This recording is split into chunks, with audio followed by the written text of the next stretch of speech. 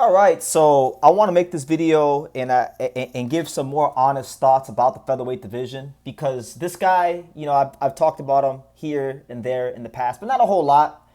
And we've reached the point now where it's time to start talking a lot more about a fighter that I believe is one of the best featherweight contenders in the world, and a guy that I think it's very possible in the next 6 months this guy could be wearing a world title around his waist.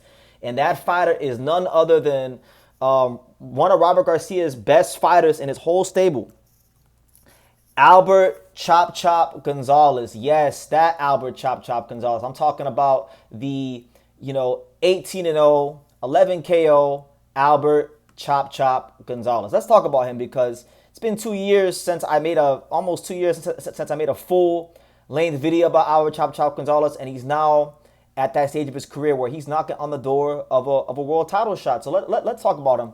So over the weekend, Albert Chop Chop Gonzalez fought Aaron Alameda, good veteran fighter, crafty fighter, a guy that, I think being honest, I think he's seen better days. I thought in his last fight that I seen him last July against Jan Santana, I thought he was not the same Aaron Alameda that fought Luis Neri and Angel Leo 5 years ago. Right, so I knew that there was a big chance that Albert Chop Chop Gonzalez could stop Aaron Alameda. However, you got to acknowledge the facts. I'm not biased. Angel Leo did not stop did not stop Aaron Alameda, nor did Luis Neri, nor did Jan Santana, nor did any of these guys he fought over the years. And these are all, we know Luis Neri was a world champion. Angel Leo is a world champion right now. Jan Santana is a top contender. All these guys are really good fighters and never stopped Aaron Alameda. And not only did Albert Chop Chop Gonzalez stop Aaron Alameda, he made very quick work of him. Only 2 rounds. Treated him, made a statement. You ask fighters, even if it is against a faded fighter like Alameda, that's never happened to him before. And this happened to Alameda for the first time, and it happened in a very, very quick fashion, which is a statement. So you got to acknowledge that, and you got to give that young man, Albert Chop Chop Gonzalez, his just due and his flowers for going in there and handling his business, right? So that being said, Albert Chop Chop Gonzalez is a guy that, I think, and the best compliment I can give to any featherweight is that I think that they're a threat to Angel Leo, right? And I will acknowledge, and I've been saying this. I told Angelo this myself in camp. I said, hey, man, this guy Albert Gonzalez, this is going to be a guy you have to fight. You're going to have to fight one day. And I've told him, I look at Albert Chop Chop Gonzalez as more of a threat than Bruce Carrington. I look at him as more of a threat than Rafael Espinoza. He's a really good fighter, very well schooled, balanced. Balance is very good, gets really good leverage on his shots, defensively sound. And if you look at it, right, if you used to compare Albert Gonzalez, let's say to like a guy like Bruce Carrington, who has the WBC title.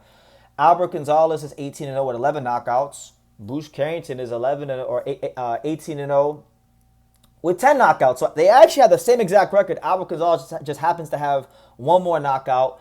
And Albert Chop Chop Gonzalez and Bruce Carrington both have a common opponent. They both fought Dana Coolwell. And Albert Gonzalez literally was Dana Coolwell's next fight right after Dana Coolwell had lost to Bruce Carrington. So it's very intriguing to see how they've both been moved, how one guy is already champion, one guy's on the cusp of being a champion. Now, looking at Albert Chop Chop Gonzalez and what could be his quickest path to a world title, look, I'm looking at the rankings, and his highest ranking right now as it stands, and mind you, this is before the IBF has updated the rankings. His highest ranking is 8 because he's 8 in the the IBF. He is number 13 in the WBO. So I don't know which route they're gonna go. Maybe if Espinoza drops that belt, maybe Top Rank could get him a shot at a vacant title. If that's the case, I'll tell you this, man. I would love to see Espinoza fight Albert Chop Chop Gonzalez if he can't fight any of the champions. I think that's the best. That's actually one of the best fights you can make in this weight class, quiet as kept. But if not that, I mean, look, Angelo Leo, if he can't get these fights, that could be a potential fight. And I do think that's a tough fight for Angelo Leo. I mean, of course, I think Angel has the skills to beat Albert Chop Chop Gonzalez, but Albert Chop Chop Gonzalez is bringing a lot of things to the table. A lot of things that these other guys, featherweight, aren't bringing to the table, from his combination of balance, strength, volume punching, subtle boxing skills, I actually look at him as a tougher out than some of the guys with the belts for Angelo. So that could be a really good fight. He's undefeated. If it could happen, I would love that fight. Um, but yeah, man, this guy is coming. He is coming to wreak havoc upon this division. And the way I see it, either Angelo or Espinoza is gonna have to take that test very, very soon. And if not, and if Espinoza doesn't take that test, it's gonna be because he drops that belt, and you get um, a scenario where Albert Chop Chop Gonzalez is in a position to fight for a vacant WBO title. I mean, we know how Top Rank is. We know Top Rank and the WBO, they're very, very close. And Albert Chop Chop Gonzalez, a Top Rank fighter fighting for a vacant WBO featherweight title, that just sounds very Top Rank, very, how they do business, right? So it's possible you get a scenario where maybe Albert Chop Chop Gonzalez fights a guy like Lorenzo Parra or someone like that for the vacant belt. But yeah, man, he did his thing. Aaron Alameda, I was very disappointed with Aaron Alameda's performance. And I kind of knew he wasn't going to perform that well just because I watched him fight Jan Santana, and he's not letting his hands go. Featherweight is not his weight class. He's seen much, much better days. But again, this is a guy in Aaron Alameda, if you just look at what he's done in the professional ranks. He was he's a guy that's clocked, almost 200 rounds in the pros, been professional 12 years, been in there with top guys coming from, Sonora, Mexico.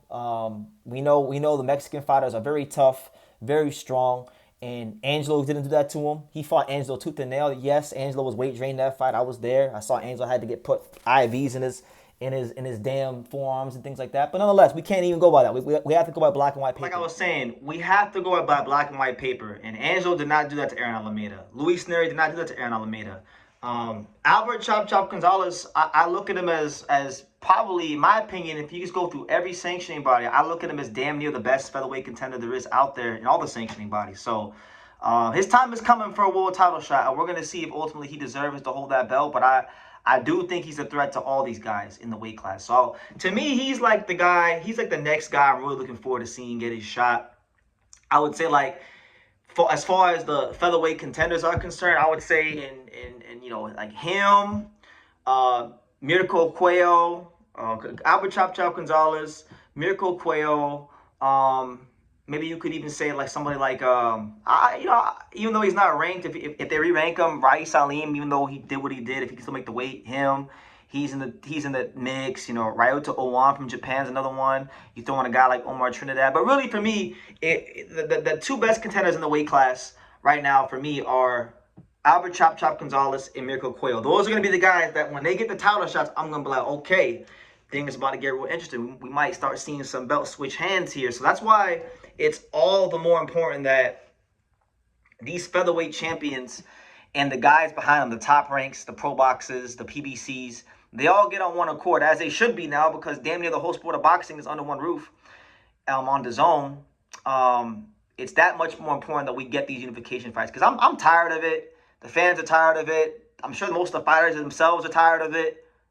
Let's get down to business, man. Let's see who's who in the weight class, and let's give the boxing fans real fights and put some real money in these fighters' pockets and make some real great, unforgettable nights in the sport happen. So one of those guys that's going to be part of a lot of those unforgettable nights in the near future is going to be this man right here, Albert Chop Chop Gonzalez, a legitimate threat to any and all of the featherweight champions.